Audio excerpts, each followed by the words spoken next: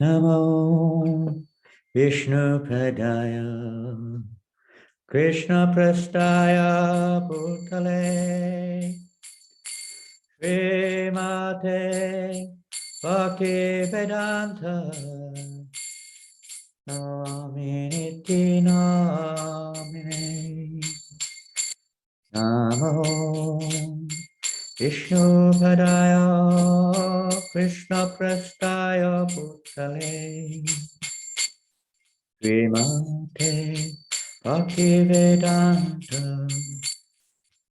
Swamiti Namine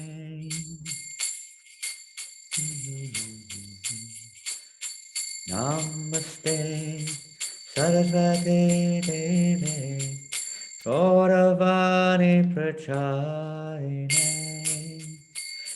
Nivasesha Sunyavadi Astya Chadeshatarine Follow.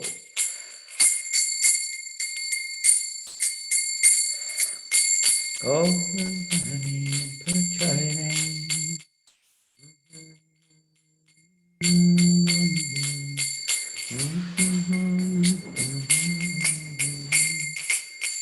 Shri Krishna Chaitanya Prabhu Nityananda Shri Advaita Gadadhar Shivasari Gaurabhakta Vrinda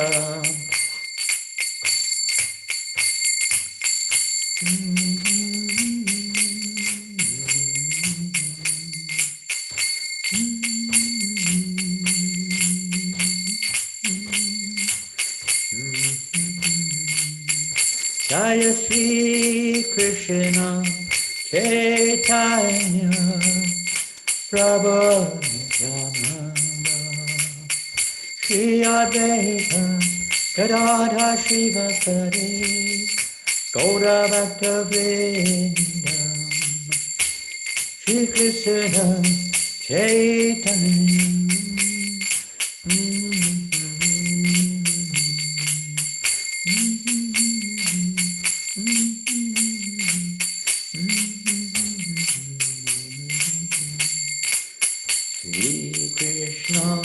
Chaitanya Prabhu Nityananda Shri Advaita Gadadhar Shivasari Gaurabhakta Vrinda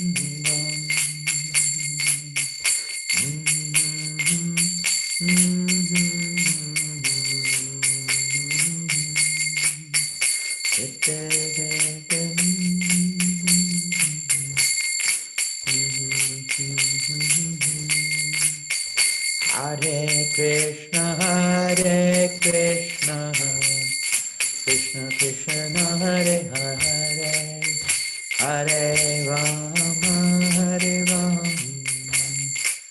Rama Rama, Hare Hare, Hare Krishna, Krishna.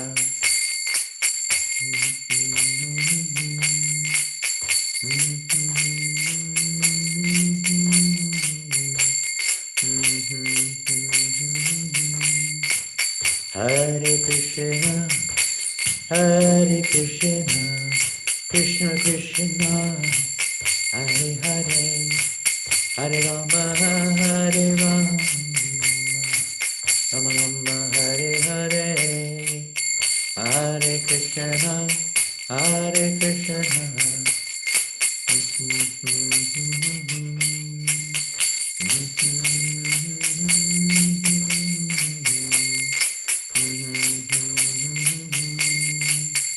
Hare Krishna, Hare Krishna, Krishna Krishna, Hare Hare, Hare Rama,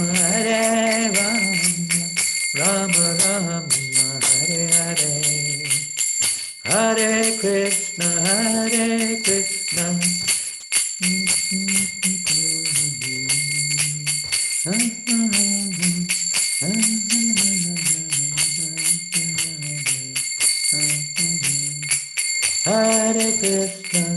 Hare Krishna, Krishna Krishna Hare Hare Hare Rama Hare Rama Rama Rama Hare Hare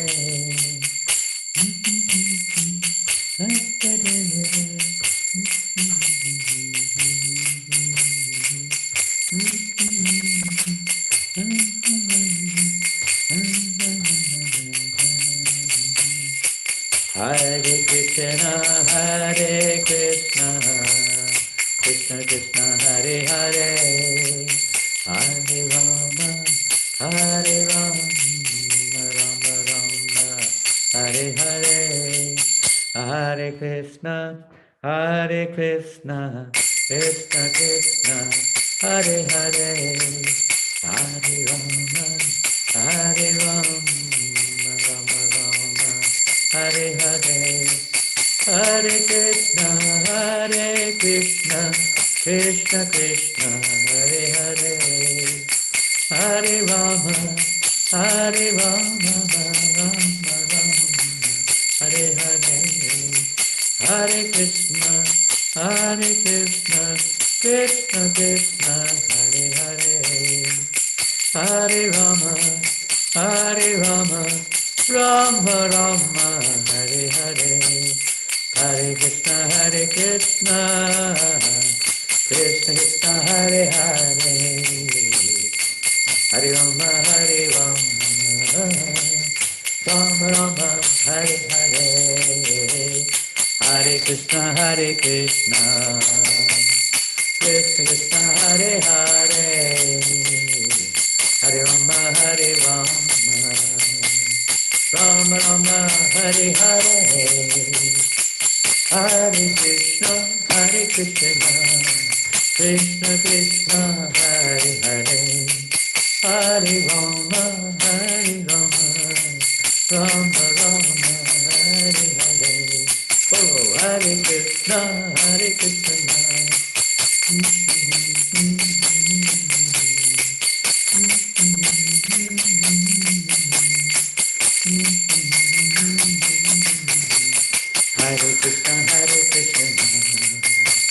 Krishna Krishna Hare Hare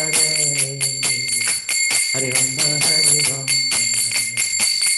Rama Rama Hare Hare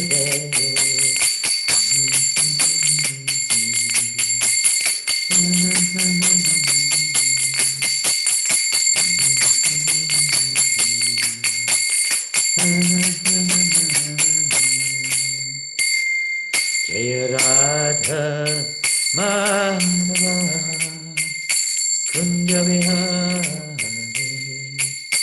Radha Madhava Kunja Vihari Gopijana Ballabha Girivaradhari Gopijana Ballabha Girivaradhari Yasodhanandana Bhajajanarandana Yasodhanandana Bhajajanarandana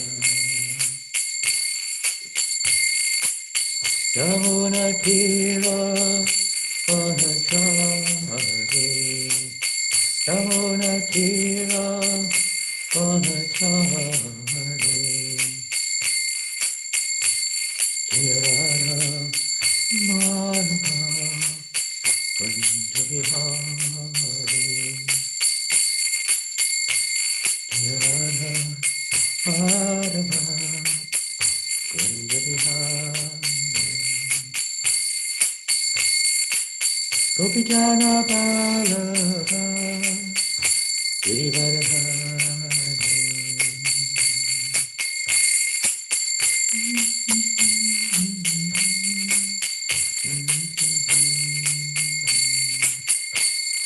Yasodhanandana Brajajanandana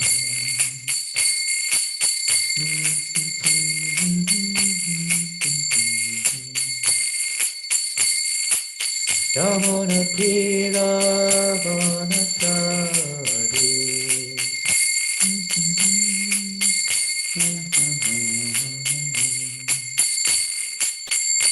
Jaya Radha Madhava Kunja Bihari.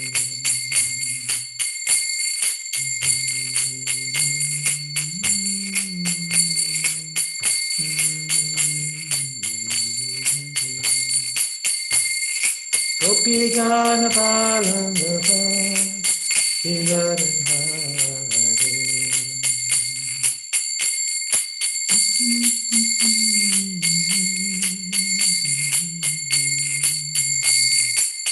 Yashodanandana Bhajanarandana.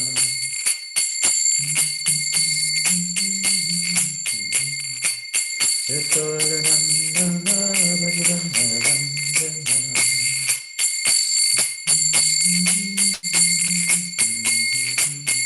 Yamatira Vanachari. Yamatira Vanachari.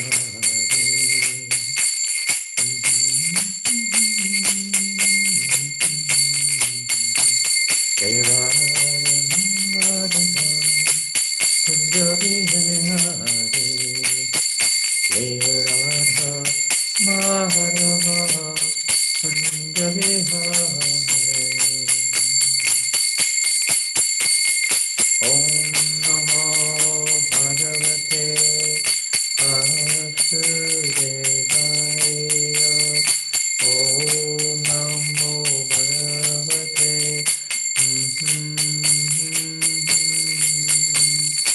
Om Namo Bhagavate Vasudevaya.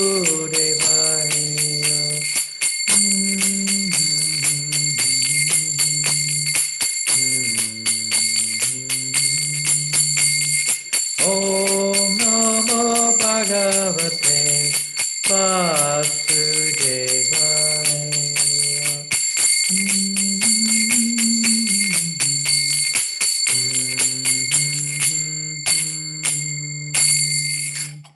Jai Om Vishnu Pada Paramahamsa Parivrajakacharya Ashtota Satashri Sri Bhaktivedanta Swami Prabhupada Ki Ananta Kota Vaishnavinda Ki Nama Acharya Shri Haridasa Thakur Ki Prem Se Kaho Sri Krishna Chaitanya Prabhu Nityananda Shri Advaita Gadadhar Shri Vasadi Gaura Bhaktivinda Ki Shri Shri Radha Krishna Gopa Gopinath Shyamakunda Radhakunda Giri Govardhana Ki Jai.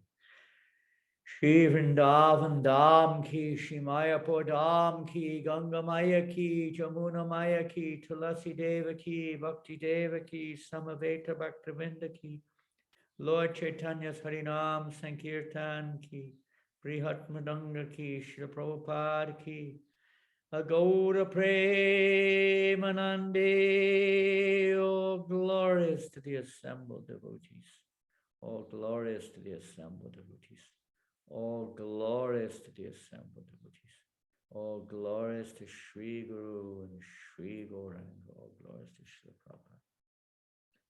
Namo Vishnu Padaya Krishna Prashtaya Bhutale Srimate Bhakti Vedanta Swami Niti Namane Namaste Saraswate Devi Gauravani Pracharine Nirvasesha Satyavai Pastata Vanchakalpaturubhyascha Kripa Sindhuvyacha Patinam Pavanevyo Vaishnavevyo Namo Namah Om Jnanatimirandasya Kalanjana Shlakaya Chakshurunmilitam Yena Tasmai Shri Gurave Namah Shri Chaitanya Manobhistam Tapitam Yena Bhutale Shvayam Upakatam Tadati Shvapadantikam Vandeham Shri Guru Shri Yuta Padakamalam Shri Guru Vaishnavam Shri Rupam Sarvajatam Sagana Raganatan Vitam Tam Sajivam Sadvetam Savadutam Parijana Saitam Krishna Chaitanya Devam Shri Radha Krishna Padam Sahagana Lalita Shri Vishakam Vitamscha. Jai Shri Prabhupada. Hare Krishna. Welcome everybody this morning or this evening, whatever time it is, afternoon. If you're in India, Malaysia, Philippines, or wherever you are. Morning if you're in Europe. Middle of the night if you're in America. And I guess it's evening time in New Zealand, Australia. And today we're going to be reading from Srimad-Bhagavatam, Canto 1, Chapter 2, text number, I believe it's text number 12, which Janananda Prabhu may put upon the, here we are. So this is a continuation of our reading of this second chapter of Srimad-Bhagavatam, Divinity and Divine Nature. And sometimes it's described, this chapter contains the essences. The essential overview, you could say, the overview of the whole process of devotional service. Captured in this one chapter, it's almost like the most significant chapter for practicing devotees particularly. So altogether, please. Touch Tradadana Munayo, Touch Tradadana Munayo, Jnana Vairagya Yuktaya, Jnana Vairagya Yuktaya, Pashyantyatmani Chatmanam, Pashyantyatmani Chatmanam, Bhaktya Shuddha Grihitaya, Bhaktya Shuddha Grihitaya, Touch Tradadana Munayo, Touch Tradadana Munayo, Jnana Vairagya Yuktaya, Jnana Vairagya Yuktaya, Pashyantyatmani Chatmanam, Pashyantyatmani Chatmanam, Bhaktya Shuddha Grihitaya, Bhaktya Shuddha Grihitaya. And the word for word of this verse, tat, that, we won't repeat it because I don't think anyone can hear each other anyway. Shrad, we can all do it together. Shradadanaha, seriously inquisitive. Munayaha, sages. Jnana, knowledge. Vairagya, detachment. Yuktaya, well equipped with. Pashyanti, see. Atmani, within himself. Cha, and. Atmanam, the Paramatma. Bhaktya, in devotional service. Shruta, the Vedas. Grihitaya, well received. A wonderful verse. And a translation to this verse by Srila Prabhupada. The seriously inquisitive student or sage, well equipped with knowledge and detachment, realizes that absolute truth by rendering devotional service in terms of what he has heard from the Vedanta Shruti.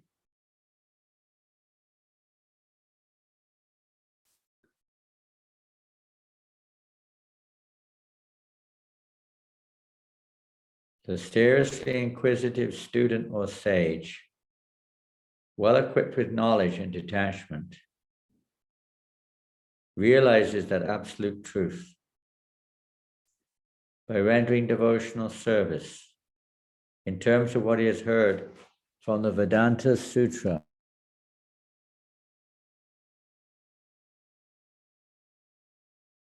Purport. This is Sutta Goswami, if you're not familiar with this. Sutta Goswami is speaking to the sages of Naimisharanya.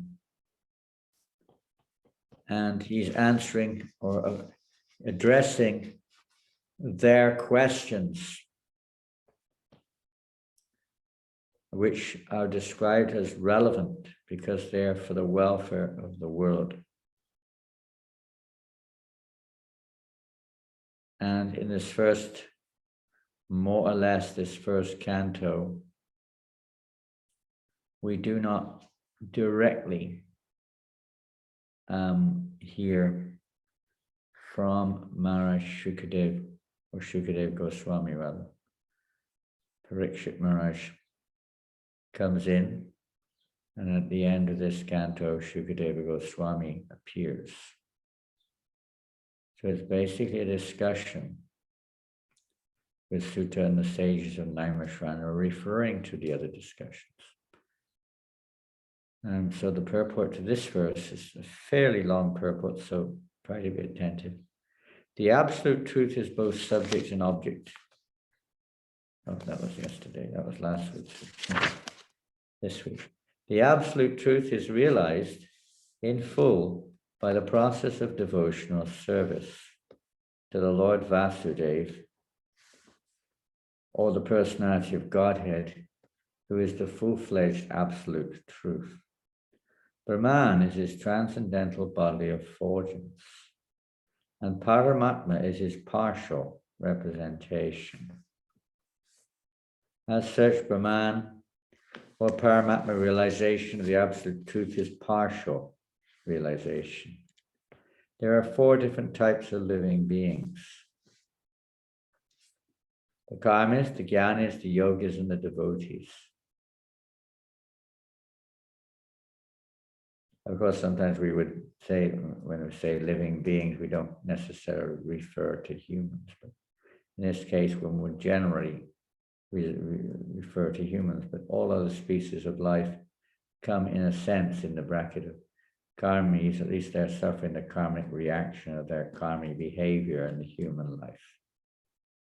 And they haven't got any knowledge beyond the bodily platform of life. The karmis are materialistic, whereas the other 3 are transcendental. Or at least they're on the path, we could say, of that transcendence. The first-class transcendentalists are the devotees who realize the Supreme Person. The second-class transcendentalists are those who have partially realized the plenary portion of the Absolute Person. And the third-class transcendentalists are those who have barely realized the spiritual focus of the Absolute Person. As stated in the Bhagavad Gita and other Vedic literatures, the Supreme Person is realized through devotional service, which is backed by full knowledge and detachment from the material association. We have already discussed the point that devotional service is followed by knowledge and detachment from material association. As Brahman and Paramatma realization are imperfect realizations of the absolute truth, so the means of realizing Brahman and Paramatma, that is, the paths of jnana and yoga, are also imperfect means of realizing the absolute truth.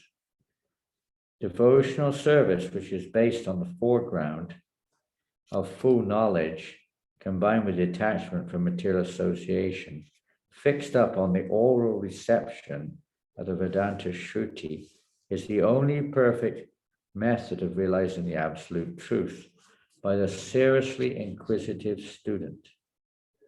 Devotional service is not therefore meant for the less intelligent class of transcendentalists. There are 3 classes of devotees: first, second, and third. The third class devotees, or the neophytes, who have no knowledge nor are detached from the material association, but are simply attracted by the preliminary processes of worshipping the deity in the temple, are called material devotees. Material devotees are more attached to material benefit than transcendental profit. Therefore, one has to make definite progress from the position of material devotional service to the second-class devotional position. In the second-class position, the devotee can see four principles in devotional line, namely the personality of Godhead, his devotees, the ignorant and the envious. One has to raise himself at least to the stage of a second-class devotee and thus become eligible to know the absolute truth. A third-class devotee, therefore, has to receive the instructions of devotional service from the authoritative sources of the Bhagavatam. The number one Bhagavatam is the established personality of devotee, and the other Bhagavatam is the message of Godhead. The third-class devotee has therefore to go to the personality of devotee in order to learn the instruction of devotional service. Such a personality of devotee is not a professional man who earns his livelihood by the business of Bhagavatam. Such a devotee must be a representative of Shukadeva Goswami, like Sutta Goswami, and must preach the cult of devotional service for the all-round benefit of all people. A neophyte devotee has very little taste for hearing from the authorities. Such a neophyte devotee makes a show of hearing from the professional man to satisfy his senses. This sort of hearing and chanting has spoiled the whole thing, so one should be very careful about the faulty process. The holy messages of Godhead, as inculcated in the Bhagavad Gita or in the Srimad-Bhagavatam, are undoubtedly transcendental subjects, but even though they are so, such transcendental matters are not to be received from the professional man who spoils them like the serpent spoils the milk simply by the touch of his tongue. A sincere devotee must therefore be prepared to hear the Vedic literature like the Upanishads, Vedanta, and other literatures left by the previous authorities or Goswamis for the benefit of his progress. Without hearing such literatures, one cannot make actual progress. And without hearing and following the instructions, the show of devotional service becomes worthless, and there is a sort of disturbance in the path of devotional service. Unless, therefore, devotional service is established on the principles of Shruti, Smriti, Purana, or Pancharatra authorities, the make show of devotional service should be at once rejected. An unauthorized devotee should never be recognized as a pure devotee. By assimilation of such messages from the Vedic literatures, one can see the all-pervading localized aspect of the personality of Godhead within his own self constantly. This is called Samadhi. Wow, that's the end of the purport. Or we could say it's never ending, but it's quite an amazing, every purport that Srila Prabhupada has ever written is always very amazing. But this is quite amazing. I mean, of course, we have here a recap of previous verses in the beginning of this purport, referring to Vasudeva Bhagavati Bhakti Yoga Hokshudev Hitikiya Patiyataya Supasidati, which was, I don't know how many verses before, but we read that a few verses ago, I think we did. Yeah, text number 7. By rendering devotional service unto the personality of Godhead, Sri Krishna, one immediately acquires causeless knowledge and detachment from the world. It comes automatically. It's not a separate endeavor. Most people probably would see it as a separate endeavor, but it's not actually a separate endeavor. It's a part and parcel, automatic, let's say, byproduct of devotional service. One who knows Krishna as a personality of Godhead is understood to be the knower of everything. The purpose of the Vedas is to know Krishna. Krishna explains that in the Bhagavad Gita. How does that verse go? 15:15. Sarvasya chaham. Sarvasya chaham hridisannivishto vatakspati jnanam aparam cha. Vedaischa saveraham eva vedyo vedanta kritveda videdu chaham. that the Lord is the knower of the Vedas, but all the Vedas is to be known. The purpose of the Vedas is to know him. So this is the goal of the Vedas. So one who knows Krishna in his full nature, as the previous verse to this one, today's verse, explains, Vedati tattva vidas tattva vijnanam advayam brahmeti paramatmeti bhagavaneti shabdyate. Learned transcendentalists know the absolute truth in three features, not one. So devotees know the absolute truth in three features. We may not be consciously aware of that, but at least to a certain extent, one devotee, even a neophyte, not saying neophyte, but the practicing devotees will know that those three features of the absolute truth, understand that the absolute truth in its fullest extent cannot be understood unless one understands those three or accepts those three features.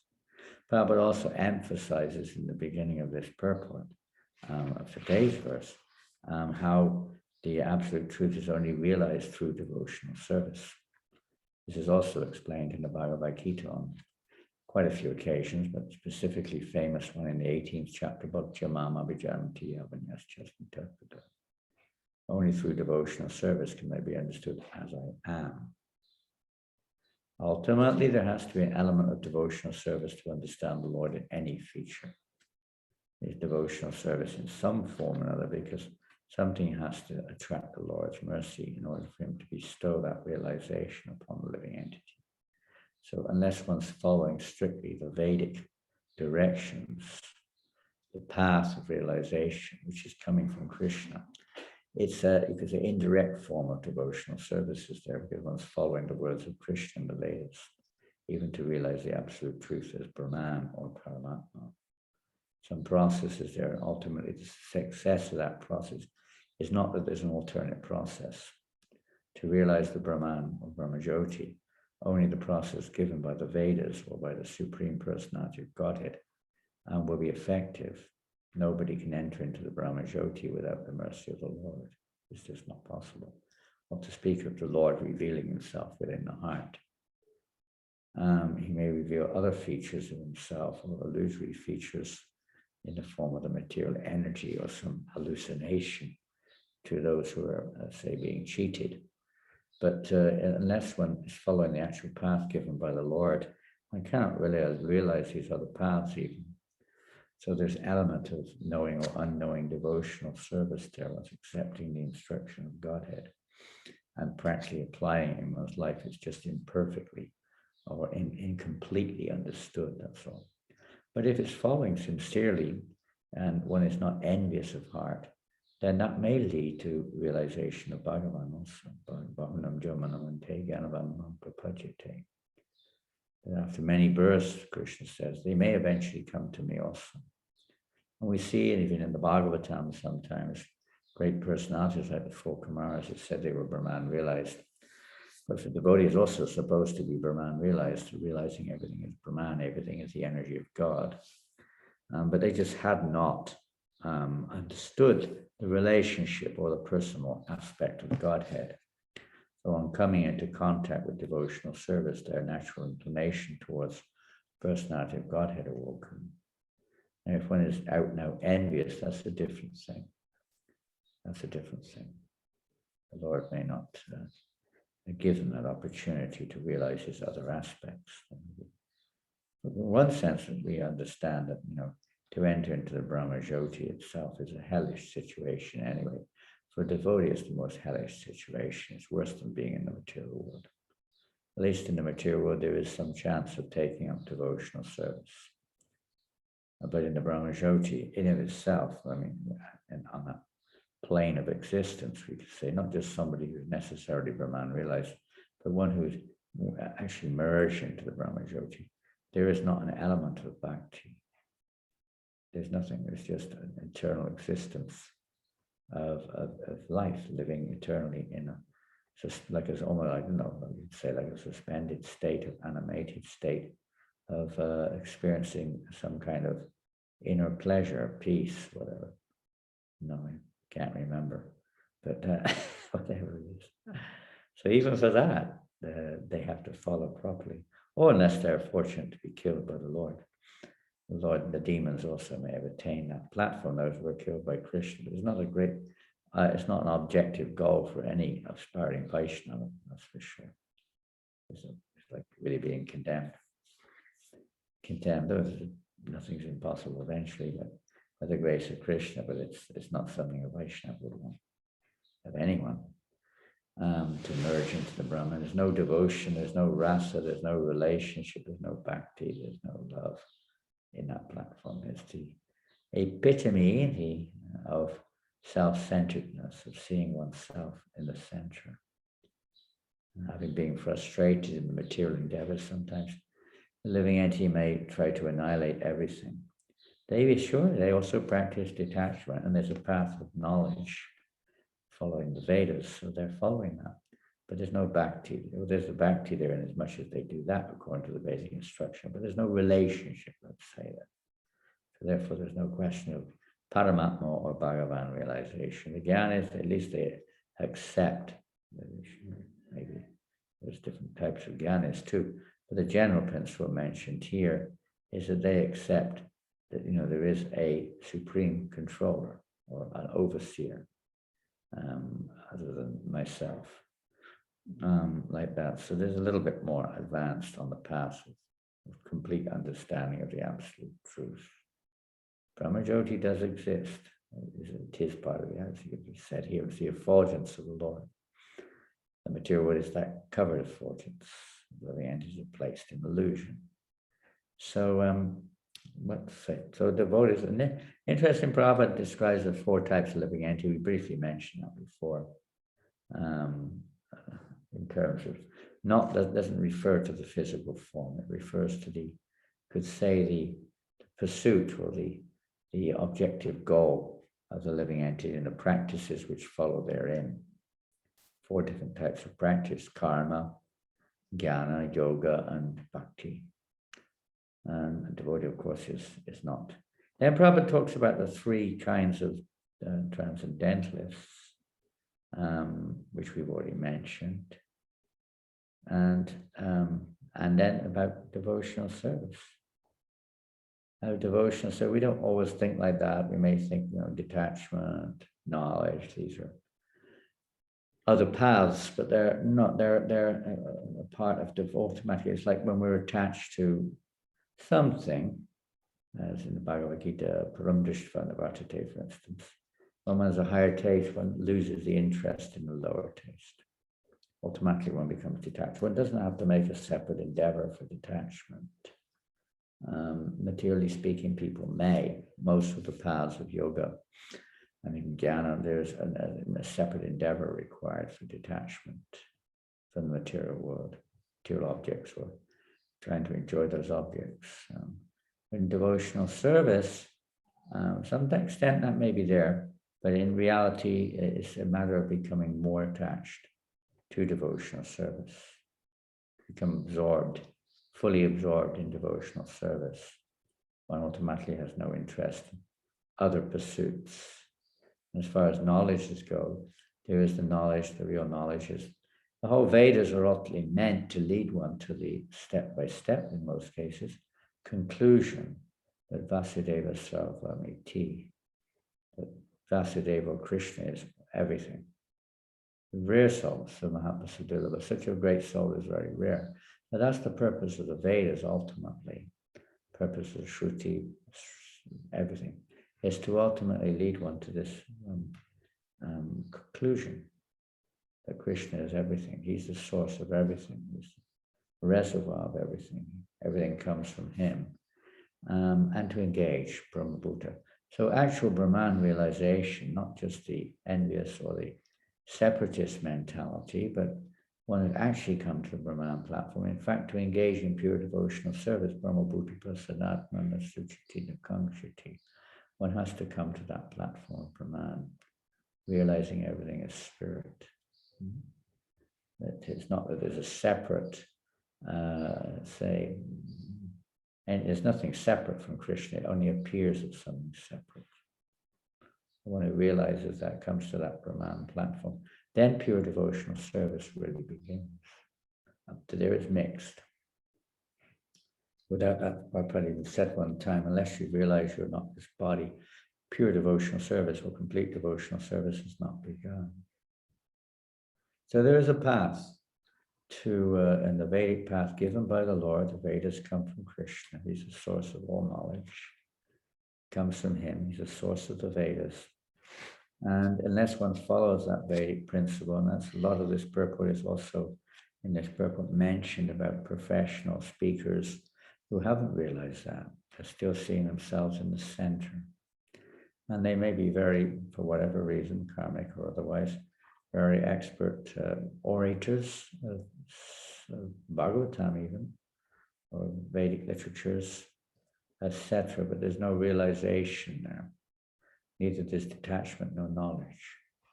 This is symptomatic. We see later on in the second canto how it describes there how even after, despite having chanted, heard, whatever, one's heart is steel framed.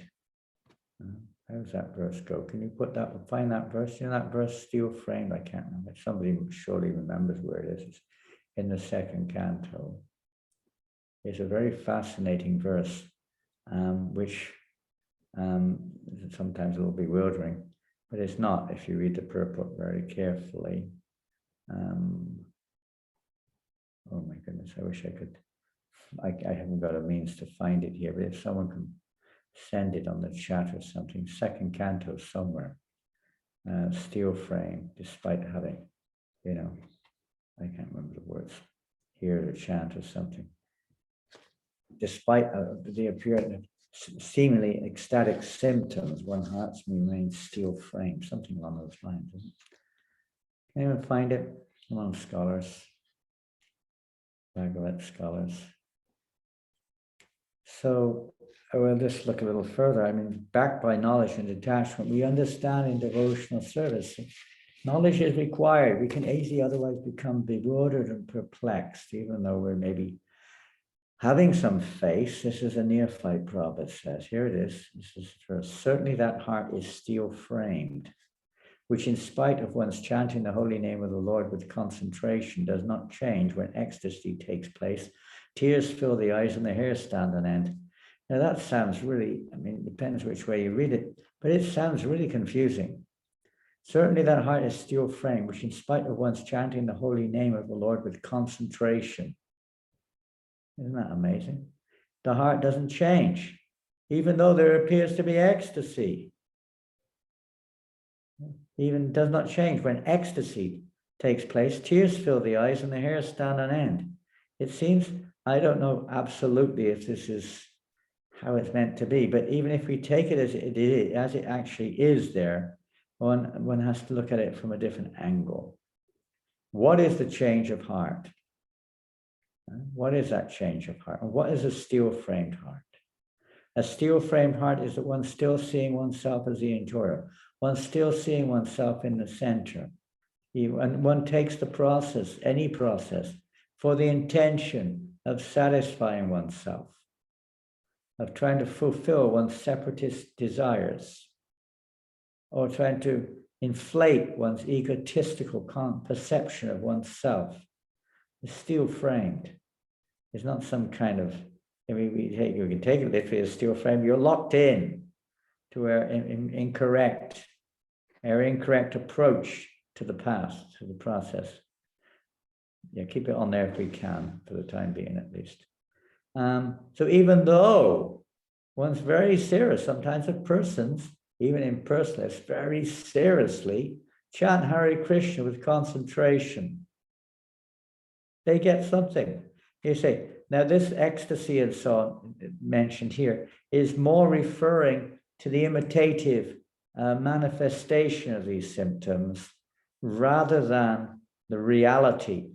Now, if we read in the Nectar of Devotion, we see that ecstatic symptoms, there's a whole section on varieties of ecstatic symptoms and at different levels, the different bhavas, the different, and these bhavas are they're not impositions. They are manifestations at different stages of pure devotional service or stages of devotional service. So also, when somebody is not in devotional service, even materially, a person says, oh, I feel so blissful today. They've got what they wanted. So they have a feeling of satisfaction, tingling sometimes when they're feeling anticipation is there. But it's a material experience which is based upon a temporary feature. It's not is an indirect, or let's say reflective of the eternal soul in contact with Krishna. Ecstatic symptoms manifest, but they're not related to something which is not absolute. They're related to the absolute. And in the case of Brahman, it's only related to a partial absolute truth. It's not complete. But in this particular verse, Prabhupada more indicates the cheating effect of persons who try to imitate. We see examples of that, very important examples of that. One example would be like Haridas Thakur. When Haridas Thakur happened to come across one assembly of persons, there was one rich merchant. He'd engaged this a snake charmer, and many people were gathered around watching. The snake charmer was an empowered form of Ananta, and he was singing the glories of Srimad-Bhagavatam in the Kaliya serpent and so on, Krishna's glorious passion. The snake was dancing away there as the snake charmer was playing and singing, and musical instruments were playing, and he was singing about the glories of Krishna in various ways and of Ananta and so on. And Haridas Thakur went into ecstasy when he saw this, and when he came into this Sangha, because it was pure, it was a transcendental subject matter, and it was coming from a pure source. So he went into ecstasy, and he started to roll on the ground and froth at the mouth and shake and everything. Everybody stopped, even the snake charmer stopped and just paid his respects to Haridas like this. And you can't see like this, but you can imagine. You can put that verse off now. We can go back on the other screen. Okay, so he just paid his respects to Haridas. Everyone went quiet. Nobody knew what was going on. After some time, Haridas came to external consciousness and went on his way. And the snake charmer carried on reciting, singing, and playing musical instruments as the snake was dancing away there. And people were still gathered. Well, that was an amazing experience. There was one envious, imitative Brahmana in the audience who thought, what is this nonsense? This low-class person, this low-class fellow comes in here, puts on a show, rolls on the ground. Everybody respects him. Imagine what would happen if I were to do that. I would be so respected. So that the stupid fellow, envious fellow, suddenly burst out of the crowd as of course, the snake charmer was still singing and playing musical instruments.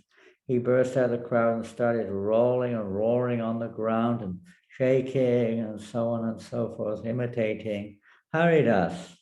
Again, the snake charmer stopped his singing or whatever, and his music.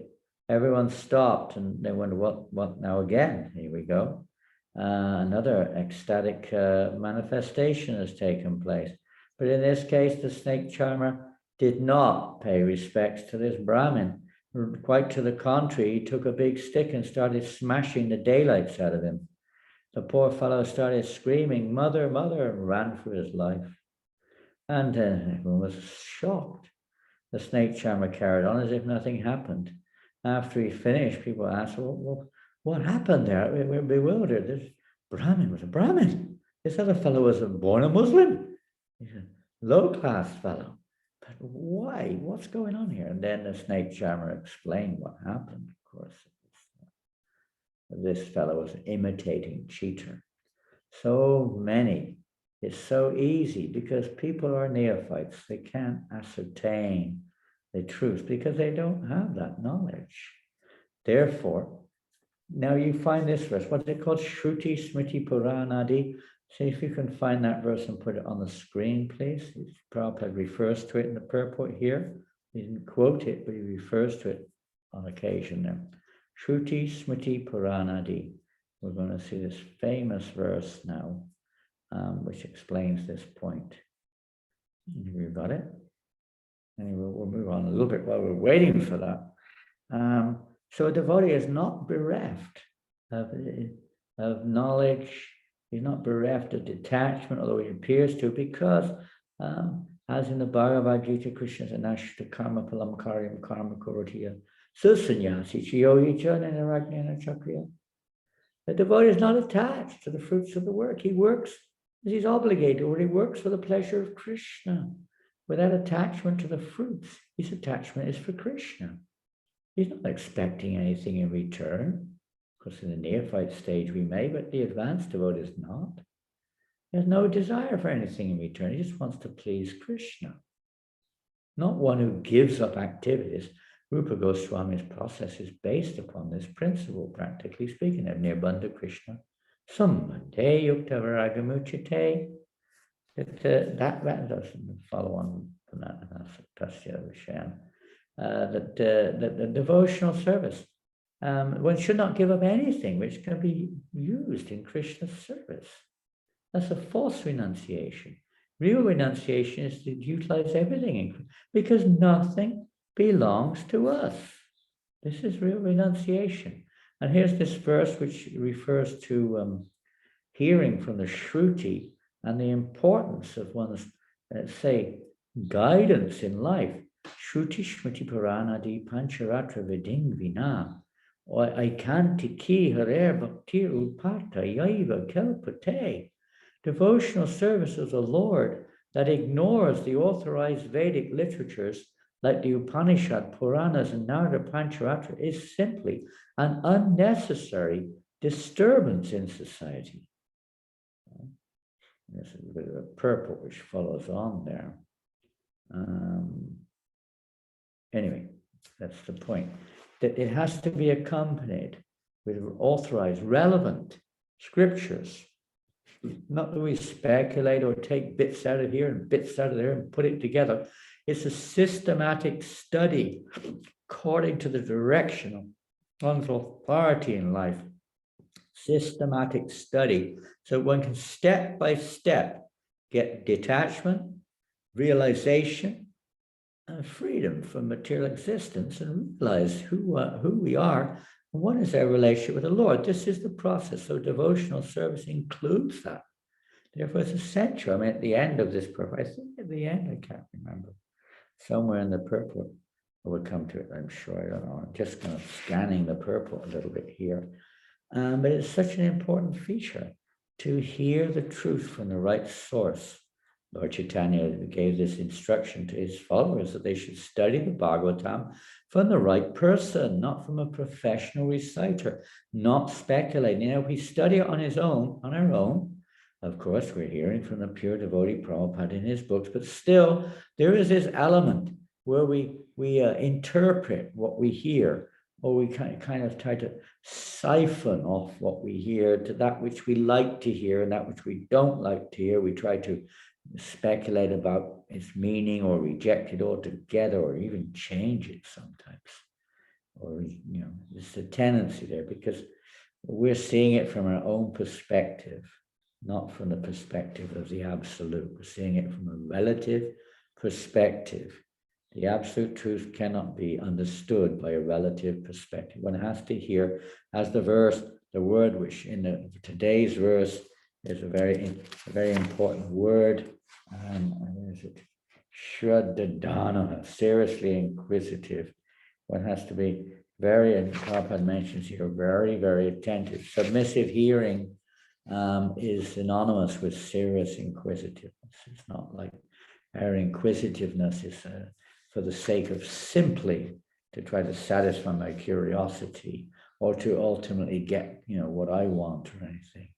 It means we're willing to hear, even if it doesn't seem to compute with up to now, our knowledge or idea who is God or what is bhakti or whatever it is. It means we have things to learn. So a neophyte devotee has to hear from a more advanced devotee. But specifically of the nectar of instruction, we see how important it is to take shelter of a topmost devotee of the Lord. One can, Prabhupada say, take initiation from a neophyte, or from somebody who's in the second class. Prabhupada goes into length, a little bit of length in this purport, describing the 3 levels of devotees. The neophyte, who basically may have some faith in the deity, but has very little knowledge and doesn't understand the nature of preaching Krishna consciousness.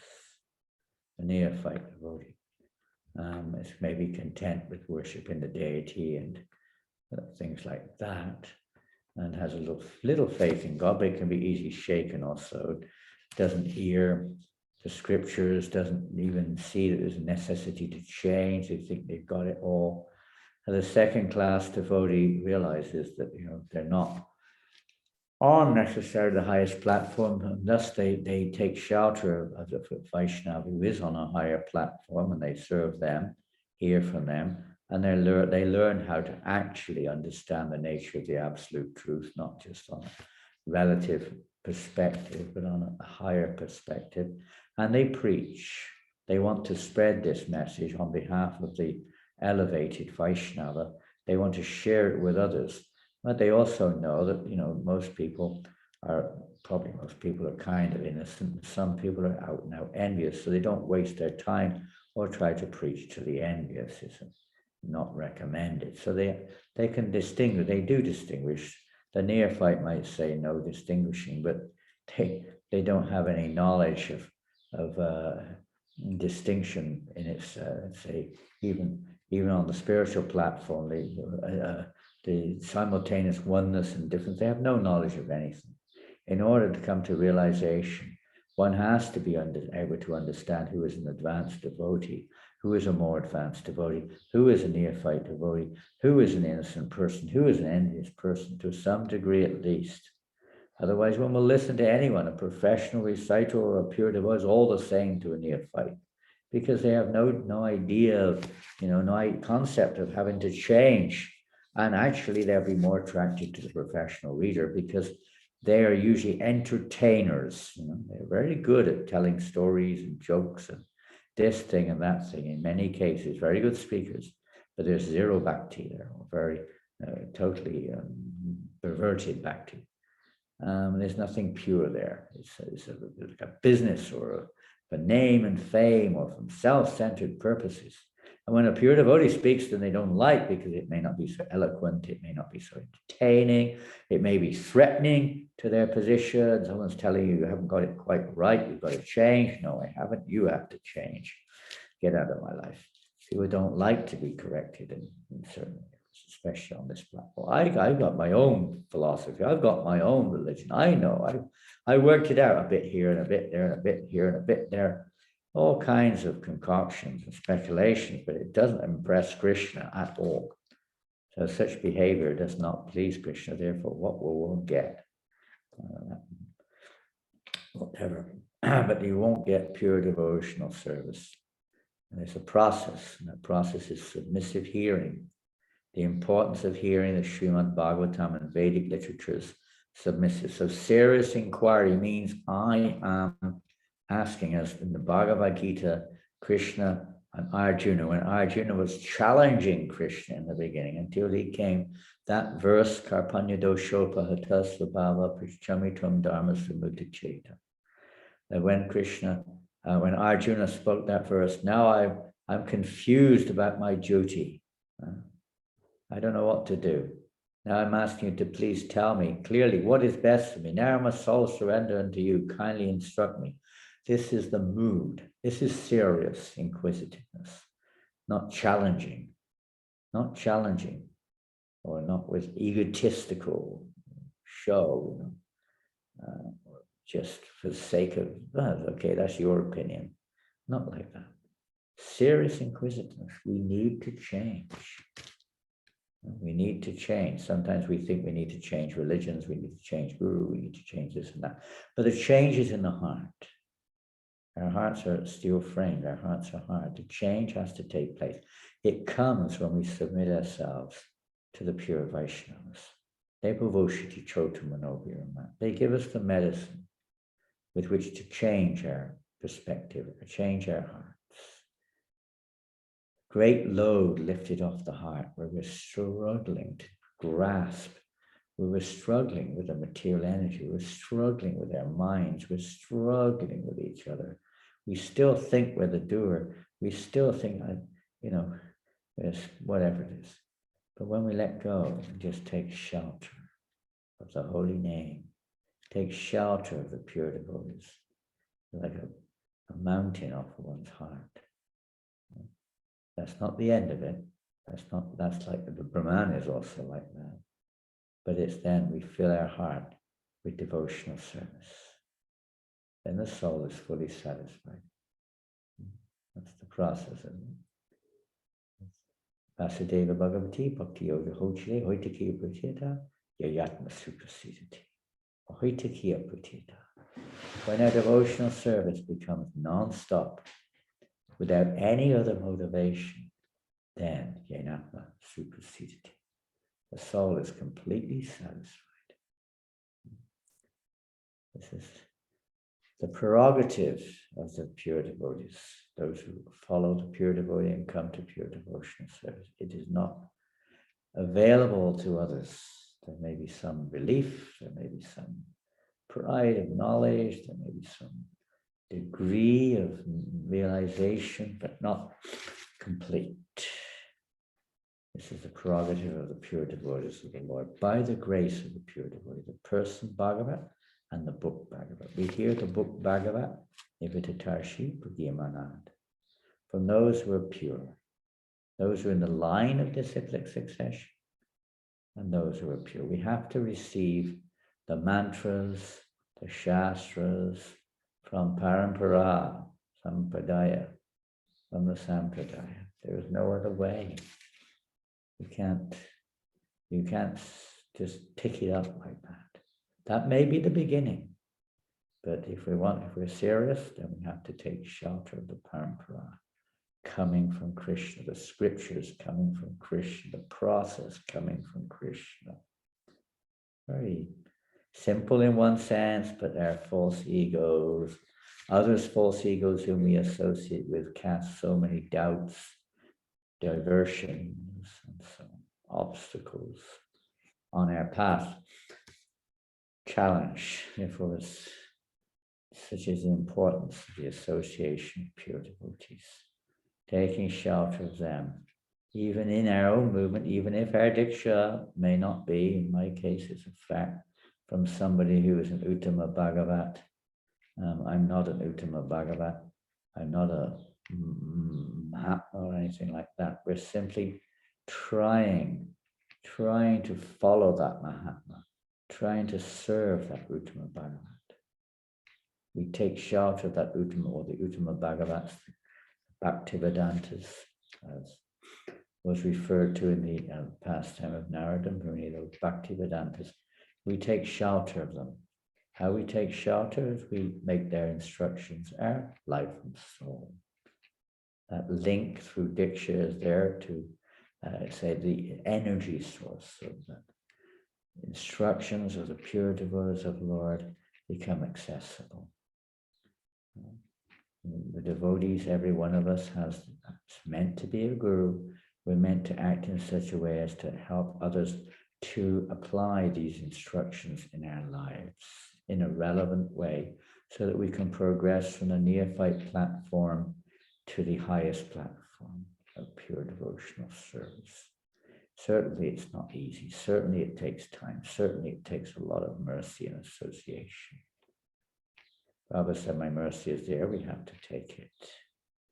So hear Srila Prabhupada, read Srila Prabhupada's books, hear his lectures. Try to see how we can. Don't be envious of others. We all have our own special paths. The goal's the same. In many ways, there are general things, but many details are specific. We have a special relationship with Krishna. And the pure devotees of the Lord help us to awaken. So take heed, don't be disheartened if we don't think we're so advanced. That's a good sign. But take the process to please the pure devotee of the Lord. Krishna then, as we're hearing next verses, will automatically do the rest. We must take shelter of the pure devotees of the Lord, who are reservoirs reservoirs of attachment to Krishna, love for Krishna, and full knowledge, because Krishna gives them full knowledge. They're not some, as I said the other day, they're not some like a Google guru or something who has like a computer with all this information. They know which buttons to press. No, they're connected to Krishna, who's a reservoir of knowledge, who gives them all the knowledge they need to perform their particular service. So if you take shelter of them, you're connected. Just like sometimes Prabhupada say, it's like a train with carriages. The carriage takes shelter of the train and goes along with the train and reaches the destination also. Although on its own, the carriage has no ability to go anywhere. But when we take shelter of the train, then the carriage can also move. It's not a perfect example, but Prabhupada gave it, so it can be relevant. Now let's see what else we can say. So we talked about the three types of devotees, and Prabhupada talked about the professional Bhagavats, so-called professional Bhagavats, but they're actually not Bhagavats. They're misleading people. There's so many so-called gurus or self-made, Vedantists or whatever it is, or those who interpret according to their own perspective and so on. So many cheats. People are easily cheated. Kali Yuga, practically speaking, is the age of the cheats and the cheated, practically speaking. But Prabhupada said this, when people hear these type of persons and they're hearing in a sense of trying to enjoy and it's fun, or they're feeling some kind of entertainment, it's so nice, they're being praised. Prabhupada said this is a great disservice. It's that was Prabhupada used, but it's a deviation from the path of devotional service. So one must hear the welfare, just like this chapter starts off, Munayo Sado Prishto Ham Bhavad Biro Kamangalam Yatvita Krishna Samprashno Vinatma Suprasidati. How Sutta Goswami praises the inquisitiveness of the sages because they're humble, they're submitting themselves. Please tell us what is the answer, what to do. We're eager to hear. We want to hear from you. Please enlighten us. Your questions are really relevant. They're related to the personality of Godhead, and therefore they're beneficial or welfare for all people. These topics are so beneficial for all to hear Srimad-Bhagavatam, watering the root of everything, Krishna. Let's see. I must preach, Prabhupada says, we must preach the cult of devotional service for the all-around benefit of everyone. Whereas the other sort of hearing and chanting, the neophytes, and make a show of hearing from the professionals, it's simply spoiling the whole thing. As we heard just now, it's a disturbance on the path of devotional service if we don't hear from the right source. Wow. It gives the example of how milk touched by the lips of a serpent has poisonous effects, and even though it's milk, it has been tainted with their food poison. It's very important to hear from the right source. Without hearing the literatures, one cannot make spiritual progress, Prabhupada said. We have to hear them. That hearing in the beginning may be the pure devotees, the hearing processes, they just engage us in service and chanting.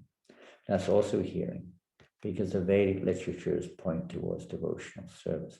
And although we may not know it, but the pure devotees or their representatives engages in service, which is the means of realization, really realizing and becoming detached from other activity. It's very essential. It's not, Prabhupada said, we're not armchair philosophers. This Krishna consciousness is realized by practical execution of devotional service, which we hear from the scriptures, or we hear from the Guru, what to do. And then the practical execution of the devotional service by the grace of Krishna leads to realization. But we're going to read about that. We'll hear about that in a few verses ahead. We won't go further into that topic, but that's the process. It's not just learning knowledge, but it's realization. all by the mercy of the Lord and the Lord's devotees. The Lord's devotees come into our illusion, our dreamlike state to try to wake us up by glorifying Krishna, giving relevant instructions, always thinking how we can be delivered. So this wonderful verse today, it finishes off here. By assimilation of such messages from the Vedic literature, one can see the all-pervading, localized aspect of the personality of God within his own self constantly. In other words, this stage of realizing the Lord in our hearts, our guide. He is there with us. We're not alone.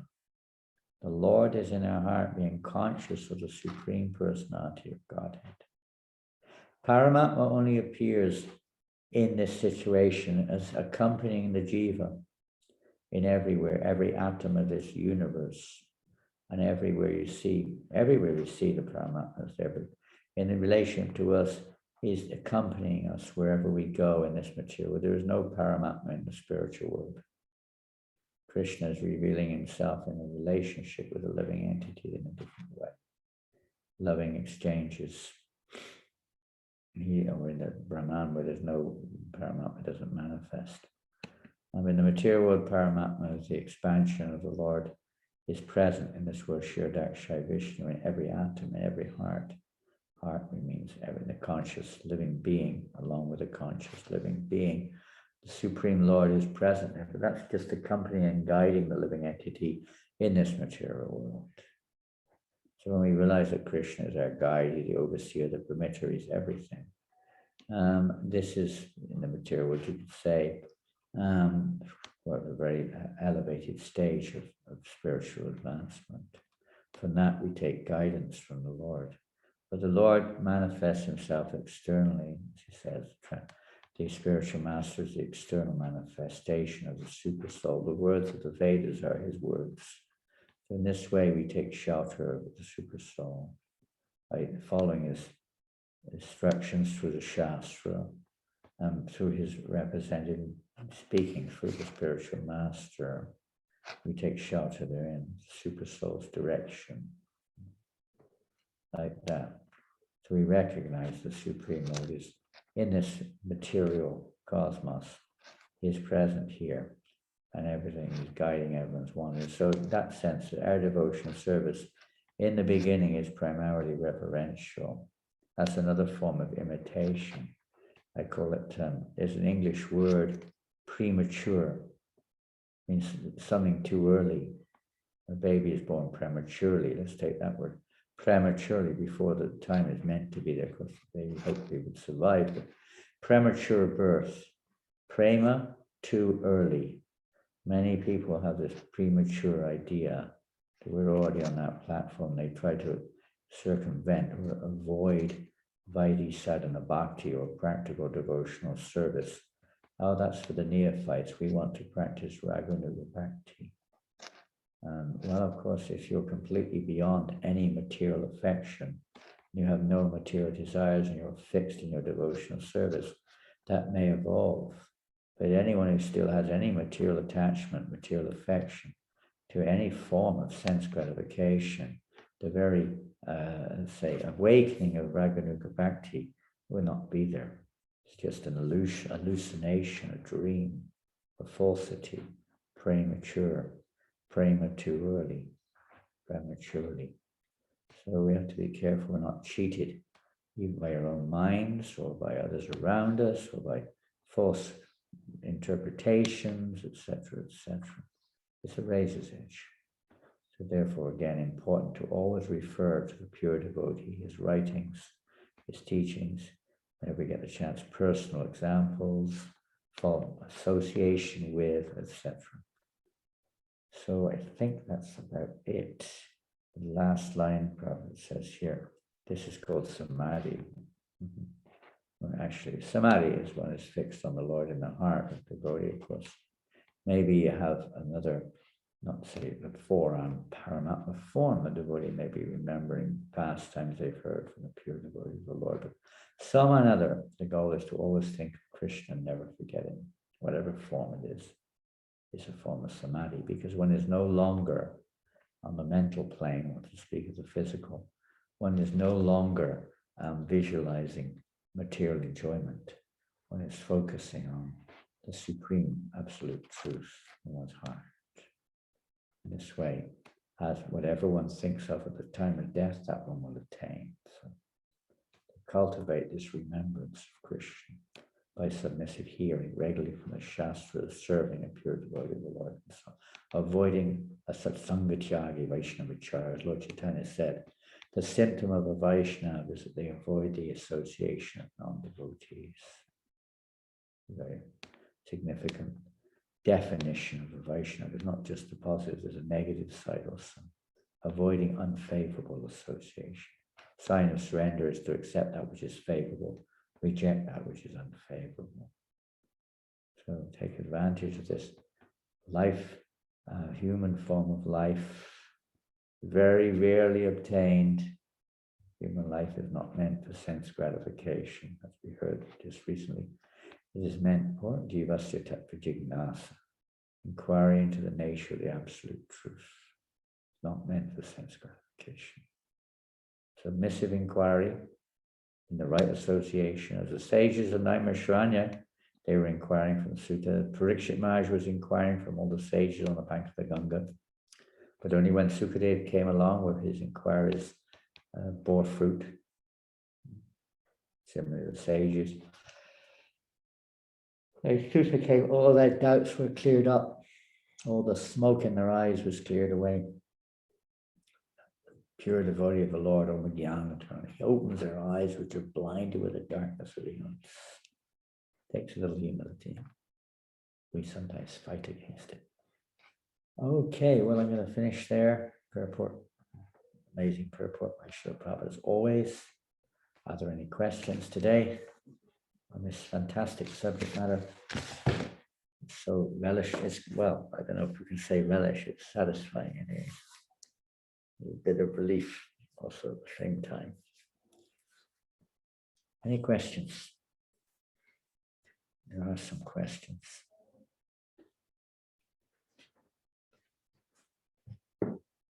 The Lord can be seen. Oh, that's not the first one. Okay.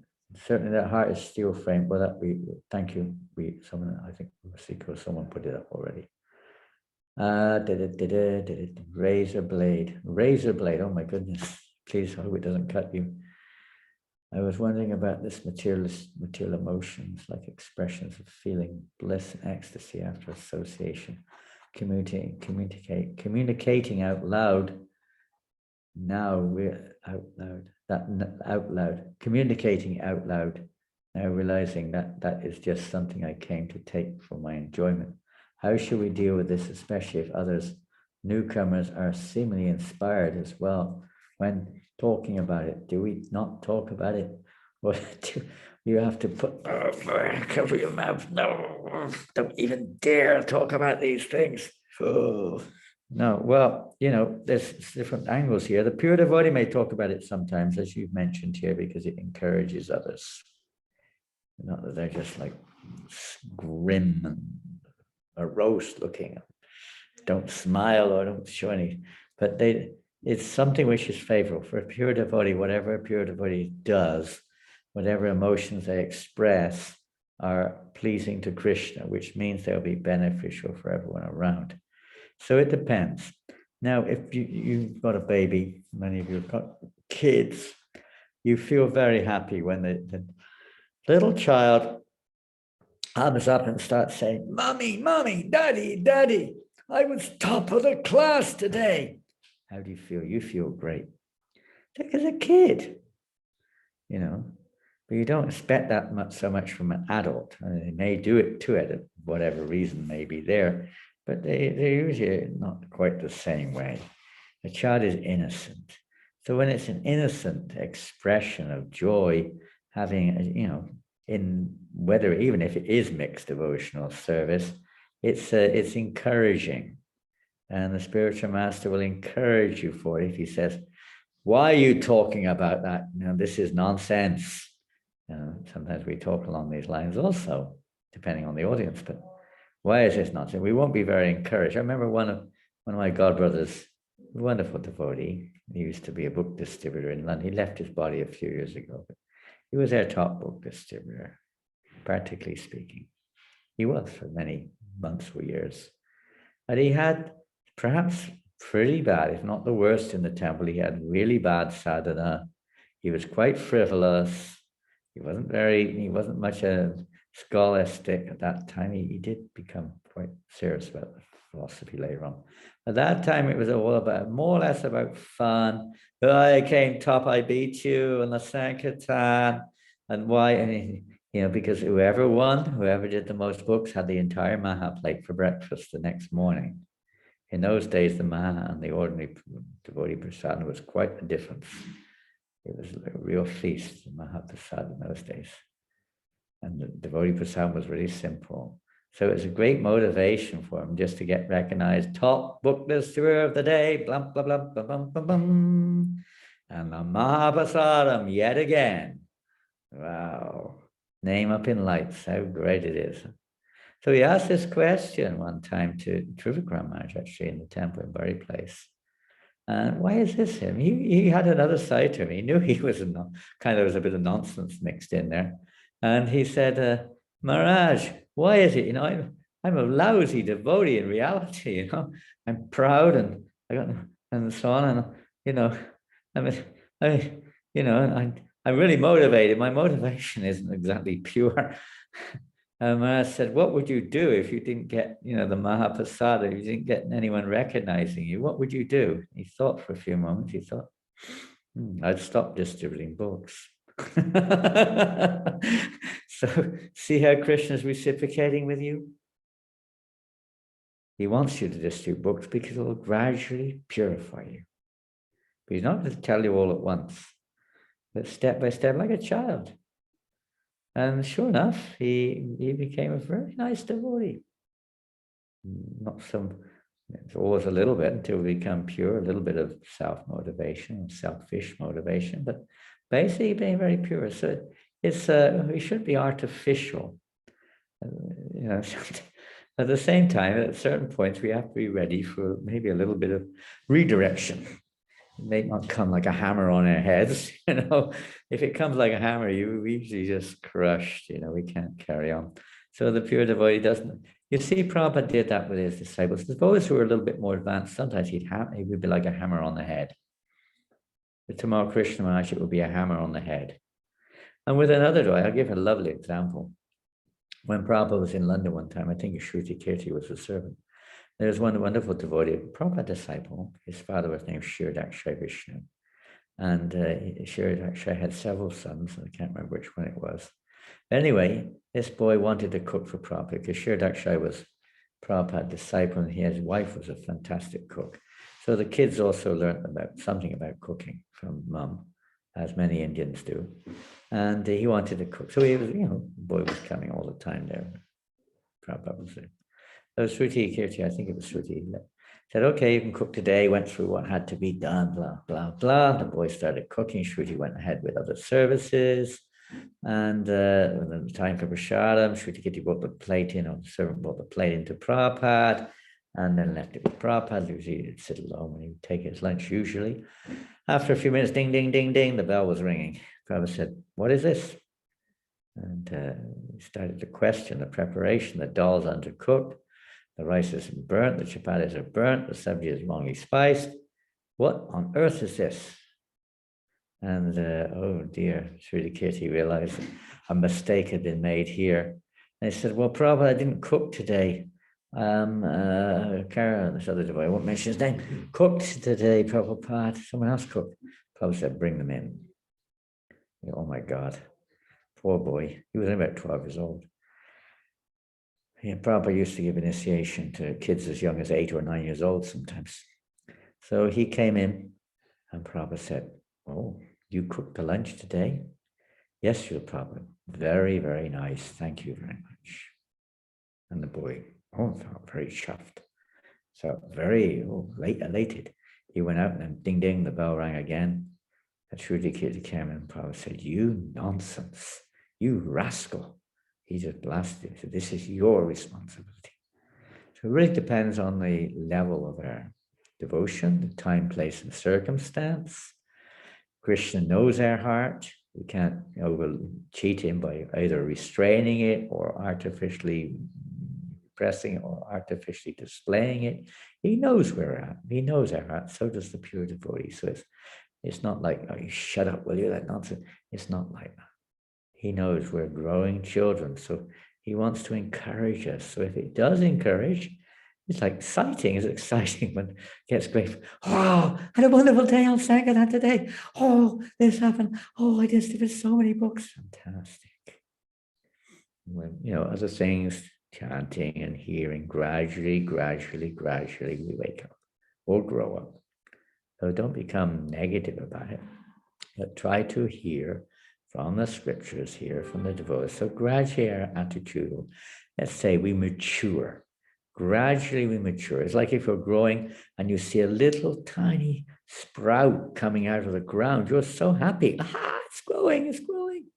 You won't get much from a little sprout, but it's a central part of the ultimate fruit or whatever you're growing. It has to go. You have to go through that stage. Maybe you're already so advanced already you don't do it, but for most of us, it's a stage we go through. Very nice. Thank you very much. The Lord can be seen by devotional service. And how did Shukracharya see the Lord? How did anyone on the battlefield see the Lord? How did Kamsa see the Lord? We could go on and on and on. The Lord reveals himself accordingly. So what they see in terms of in their hearts is another thing. It is Krishna, but it's Krishna revealing himself according to their surrender. Everything is Krishna in one sense, even the material world. So they were seeing him not with devotion. Now, Shukracharya is a little different. Shukracharya appears to have a devotional streak manifesting in the Srimad-Bhagavatam when he did shoot on the day, and he did converse with the Lord because he's playing a part. He's playing a part as a partial expansion of Lord Shiva. He's playing a part in the whole pastimes. His role, certain eternal associates of the Lord, they have certain roles to play, and they may not manifest their devotional aspect. They may appear to be like demons. Even Duryodhana was said to be, Prabhupada himself said he was playing a part, or he was acting as a demon, partial manifestation of Kali Yuga practically. Well, he was playing a part. He said he's an eternal servant of Lord Balaram. So they play parts sometimes. In certain situations, they may manifest a different part. So Shukracharya certainly wasn't manifesting bhakti to Lord Vishnu when he was advising Bali Maharaj not to give him a square inch. He's going to take everything otherwise. But then after Bali had gone off the scene, so to speak, and then the conversation took place, then Shukracharya has a different type of conversation with Lord Vishnu. So they play parts. Arjuna played a part of a bewildered living entity also. They do this sometimes for the sake of the bigger picture or Lord's plan. But that's not to say we should imitate that or think I'm also playing a part or something like that. We are a part. We have to realize that we are part and parcel of the Lord, and then play our proper part in the pastime or the service of the Lord. In the case of our pastime is the service opportunities which we are rendering, or the movement of Krishna consciousness which Lord Chaitanya has brought to the world, learning to play our part properly in relationship with Krishna. And I don't think there's a part in our drama for imitating the position of being a spiritual master of the demons or behaving in a non-devotional way. There are different dramas for different purposes. So this particular movement of Lord Chaitanya Mahaprabhu is to glorify Krishna. It's a Sankirtan movement, so we have to play our part in there. Anyway, I don't know if that helps. It's human nature that we like being praised and being recognized. for what we do. This encourages and makes us enthusiastic to do more. I kind of mentioned that already in the first question. How should we take these praises? And recognition. Krishna is in the heart. Now, when the time comes, you'll see in the beginning, like a little child, it might be a little bit, how to say, we get a little bit elated and we might be a little bit proud or whatever it may be. But you'll see as you progress, if the sincerity is there, the time is there, we will feel really, let's say, humbled and almost ashamed to be recognized. And it's not this false recognition. Oh, Prabhu, don't say like that. I'm the most fallen. I have not even a drop of devotion. Sometimes we say like that, but it's still coated with a lot of, self-satisfaction. Pride is still there. So it takes time before this pride, let's say, goes down. And Krishna is in the heart, for a devotee, Krishna is reciprocating. He'll give us sometimes a little knock on the head, not say on the head maybe, but a little knock somewhere to bring us down, and suddenly we're not getting praised anymore. The whole process is to take unalloyed shelter of the Lord and not expect anything in return. But in the beginning, there's bound to be there. You're bound to feel a little bit of feeling a little bit, elated or chuffed or whatever. It's only natural in this conditioned or mixed state of devotion. But by the grace of the Lord, the first thing is we recognize it, then we pray or we hope, or we try to chant more attentively or hear more attentively. Pray that we not be affected by this in the course of our devotional service. Gradually, Krishna will make arrangements so that we get the strength, the realization, the circumstance which will help us to get free of that mixture, which is still mixed in there with the devotional service. But recognition of it is an important stage. If we don't even recognize it, we think the goal is to get praise somehow or another, even I'll cover it over with clever words or whatever, clever behavior. It's not like that. When there's a realization in the heart, repentant feeling that I desire to get respected, but that comes in time. And you'll feel bad about it, and you'll feel so humbled. In being praised becomes a source of taking more. It's more dangerous sometimes. It is more dangerous than being criticized, although it may not be in the beginning something which we can relate to. But it's more dangerous, much more dangerous. We start identifying ourselves being the doer, being the enjoyer, and so on, very easily when we're praised. So you have to be very careful of that, but not that we, expect that that's going to disappear overnight. It takes time. As we mature in devotional service, all praise is passed on to Krishna. All recognition is in relationship to one's spiritual master or Krishna. And when it actually feels like that, it's not just words that we repeat, but an actual feeling. I have no qualities other than your mercy. It's, what can I say? You can't imitate these things. So in the beginning, there's most likely anyway, nothing's bound, but most likely to be, some, let's say, mixture there. It's not pure unalloyed devotion immediately. So there will be some of that pride there. When pride is completely, let's say, offered at the lotus feet of the Lord, then there's no more danger from this, but it takes a little bit of time. Well, that looks like it. Wonderful. Thank you all very, very much. It's wonderful to be with you today. And we'll have a little kirtan. I do have another class. I know that quite a few of the devotees will be coming in for that one. They're not on this one, but that will be about, I think it's about 2 hours time, if I'm not mistaken. Is that right? Vasika, is it 2 hours time? I think so.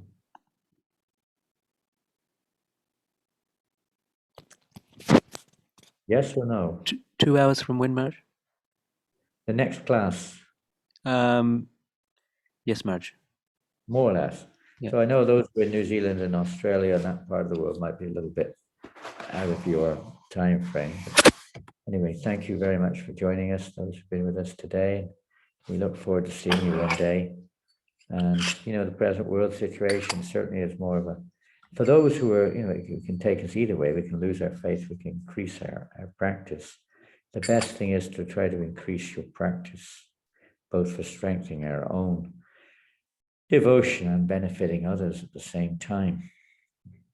And then let's see what Krishna's plans are. Thank you all very, very much. Hare Krishna. Haribol. We got back really late from Harinam Sankirtan yesterday, and anyway, it gets later every week. So, to say, Hare Krishna.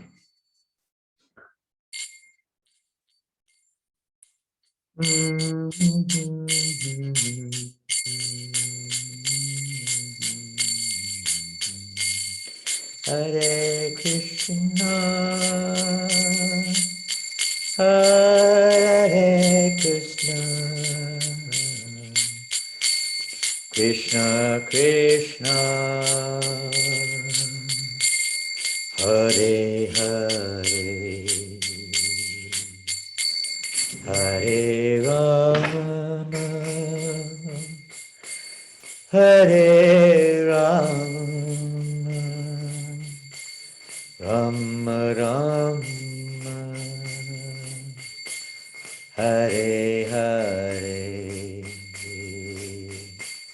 Hare Krishna, Hare Krishna,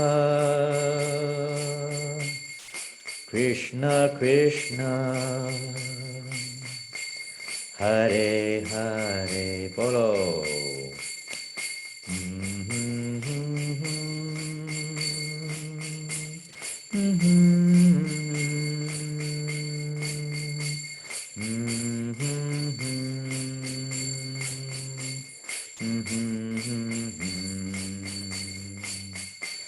Hare Krishna, Hare Krishna, Krishna Krishna, Hare Hare, Hare Rama, Hare Rama, Rama Rama, Hare Hare, Hare Krishna, Hare Krishna, Krishna Krishna, Hare Hare, Hare Rama, Hare Rama, Rama Rama,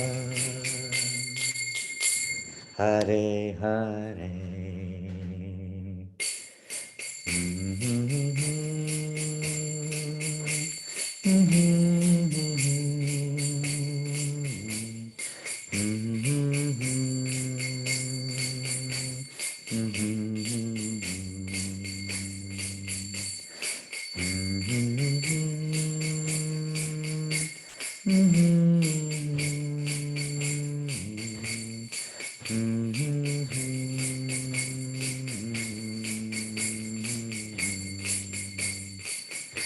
Hare Krishna, Hare Krishna, Krishna Krishna, Hare Hare, Hare Rama, Hare Rama, Rama Rama, Hare Hare, Hare Krishna, Hare Krishna, Krishna Krishna, Hare Hare, Hare Rama, Hare Rama, Rama Rama, Hare Hare, follow, Hare Krishna, Hare Krishna, Krishna Krishna, Hare Hare, Hare Rama, Hare Rama, Rama Rama, Hare Hare, Hare Krishna, Hare Krishna, Krishna Krishna, Hare Hare, Hare Rama, Hare Rama, Rama Rama, Hare Hare, Hare Krishna, Hare Krishna, Krishna Krishna, Hare Hare, Hare Rama, Hare Rama, Rama Rama, Hare Hare, Hare Krishna, Hare Krishna, Krishna Krishna, Hare Hare, Hare Rama, Hare Rama,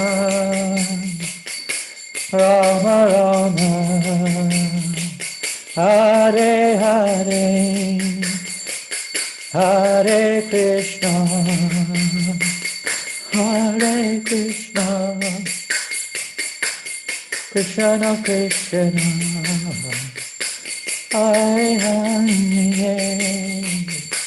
Hare Rama, Hare Rama, Rama Rama, Hare Krishna, Hare Krishna, Krishna Krishna, Hare Hare, Hare Rama, Hare Rama, Rama Rama, Hare Hare, Bolo, Hare Krishna, Hare Krishna, Krishna Krishna, Hare Hare, Hare Rama, Hare Rama, Rama Rama, Hare Hare, Hare Krishna, Hare Krishna, Krishna Krishna, Hare Hare, Hare Rama, Hare Rama, Rama Rama, Hare Hare, Hare Krishna, Hare Krishna, Krishna Krishna, Hare Hare, Hare Rama, Hare Rama, Rama Rama, Hare Hare. Gaura Premanandi, all glories to Srila Prabhupada, all glories to the assembled devotees. Harinama Sankirtana ki. Please continue to pray for all living entities. That famous verse of Prahlad Maharaj, please repeat it regularly. But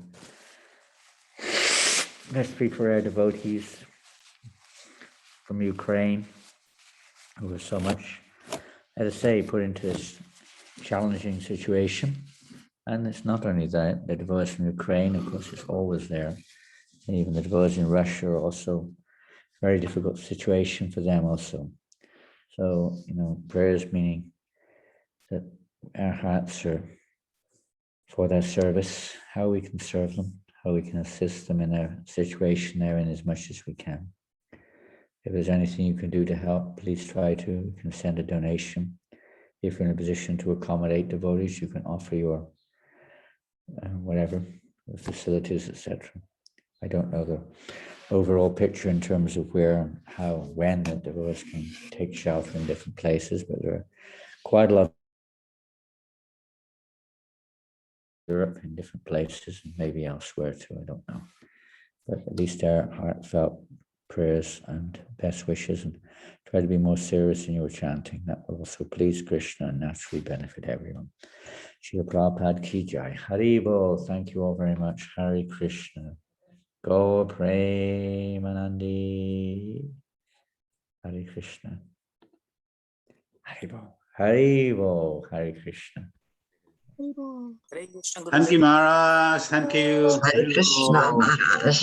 Haribol. Hare Krishna. Haribol. Hare Krishna.